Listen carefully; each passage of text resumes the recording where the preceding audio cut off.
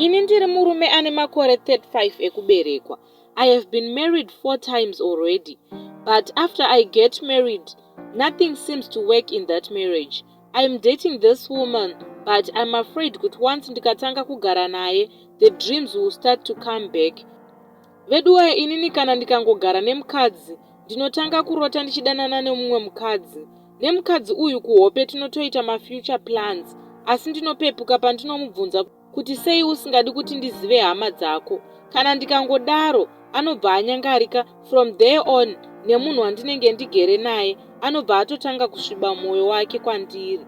Please ndibatsirewo, ndiri kutsvaga angadudzirawo hope dzangu idzi. Plus chii chiringava chiri kukonzera zvese zviri kuitika mulife mangu izvi. Ndibatsirewo vehama, ndatambura ini.